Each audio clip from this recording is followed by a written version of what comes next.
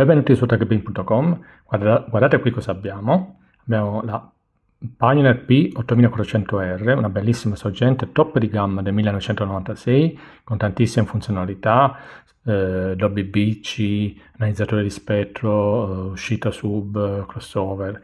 Per il 1996 era davvero una sorgente molto avanzata, poi trovarla in queste condizioni praticamente nuova è quasi impossibile. Ok, quindi procediamo innanzitutto come al solito a vedere la parte diciamo dei connettori delle uscite, ok? Ok, analizziamo un po' le varie diciamo uscite di questo lato radio. Innanzitutto ha 3 uscite pre, rear, subwoofer e front, ok? Nel 96 erano pochissimi autoradio con già 3 uscite pre, quindi permetteva di realizzare facilmente un impianto 2 vie più sub o 3 vie più sub. La particolarità anche di questa sorgente Pioneer è questo convertitore DC to DC, serviva per alimentare il display OLED, praticamente da 12 volt porta la tensione al display intorno ai 300 volt, ok? All'interno del frontalino c'è una lampada che lavora ad alta tensione per garantire una luminosità maggiore, ok? Poi abbiamo il filtro sul positivo, il filtro antidisturbi e l'uscita pre, diciamo l'uscita per, diciamo, per connettere amplificatore, l'uscita degli altoparlanti e questo cavo qui che è il cavo dell'illuminazione, ok? Diciamo, queste sorgenti degli anni 90 Pioneer avevano, se non si connetteva questo cavo qui, non facevano parte dell'illuminazione dei tasti perché veniva considerata come non necessaria, ok? Quindi questo cavo va collegato, o possiamo collegarlo in maniera stabile, fissa sul 12 volt, oppure se l'auto con cui è connessa ha l'uscita illuminazione, può essere collegata quindi a questa uscita, così quando si accenderanno i fari dell'automobile automaticamente si accenderanno i LED sui pulsanti, ok? Quindi se questo cavo invece non è connesso, i LED sui pulsanti rimarranno sempre spenti. Ok, poi abbiamo ovviamente anche connettore che consente di collegare periferiche Pioneer come cambio CD, connettore standard Pioneer e connettore d'antenna. Bene, dopo aver visto la parte della connettività, adesso procediamo con l'analisi vera e propria. Quindi procediamo con la prima accensione. Notate che i tasti sono già retroilluminati, anche se l'autoradio è spenta, perché ho collegato, come dicevo prima, il cavo dell'illuminazione al 12 volt. Ok, quindi procediamo con l'accensione.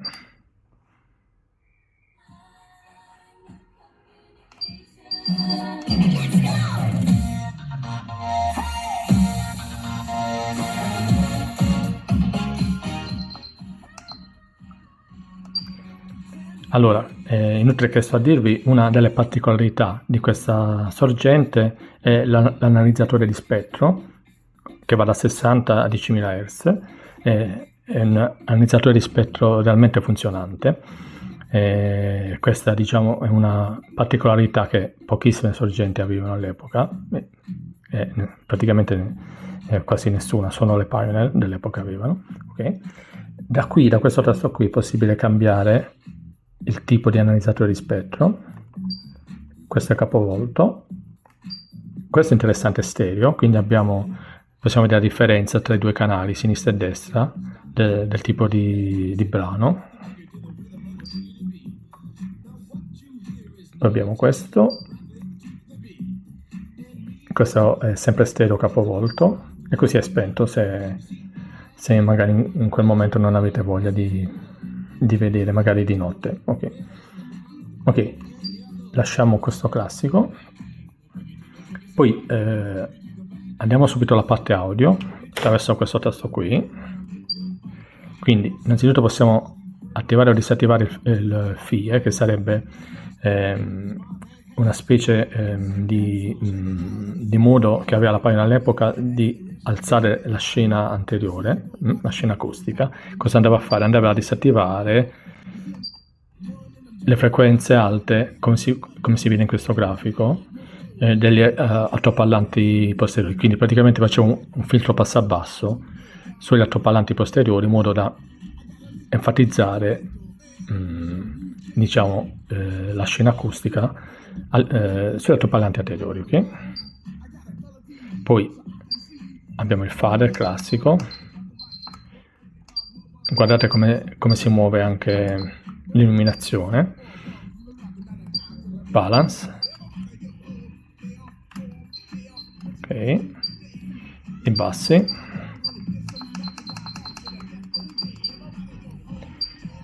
e questa è la frequenza del filtro passabasso del subwoofer, va a 50 a 125 Hz ed è possibile cambiare anche il livello. E qui abbiamo il ludens, spento oppure acceso. Abbiamo i bassi, medi e alti ovviamente, ok? Quindi possiamo agire su 3 frequenze. Anche questa è una particolarità che pochissime sorgenti avevano nel 1996. Ok, poi attraverso questo tasto qui, tasto function, è possibile attivare le funzionalità che sono descritte qui. Quindi se questo tasto non è attivo, questo vale come selettore delle frequenze già memorizzate. Invece se premiamo questo tasto si attiveranno altre funzioni che sono indicate qui, ok? Quindi funzioni in questo caso relative alla parte FM, per esempio se si tiene premuto questo tasto verranno automaticamente memorizzate le stazioni più forti, il BSM, ok? Poi andiamo a vedere le altre funzionalità. Va bene, qui volume, cambio frequenza, questo cambiare sorgente, questo abbiamo visto per cambiare impostazioni dell'analizzatore di spettro, questo banda F1 F2 AM, ok, qui è possibile attivare il traffico, sì. E questo è possibile attivare le frequenze alternative, ok, quindi queste sono le funzionalità principali della parte FM. Procediamo con la parte relativa al lettore cassette. Si apre da questo tasto qui, guardate, è anche retroilluminato, forse da video non si vede bene, ma il vano cassetta è retroilluminato per consentire di inserire la cassetta facilmente di notte.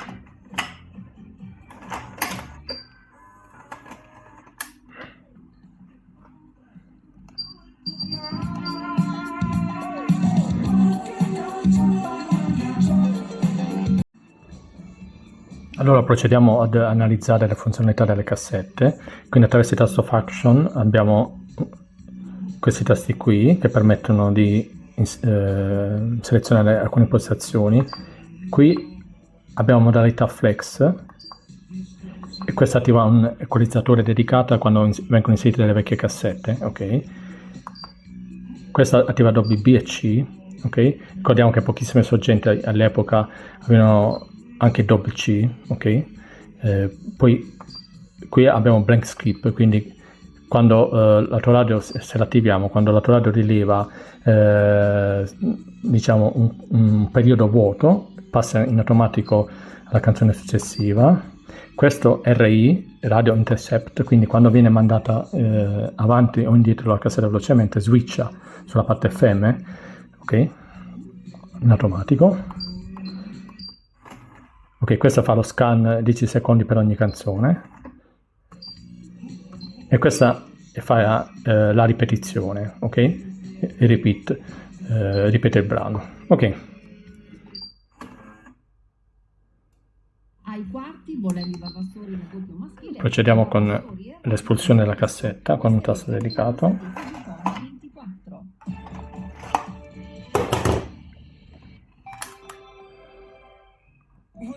Ok, direi che abbiamo verificato le impostazioni principali.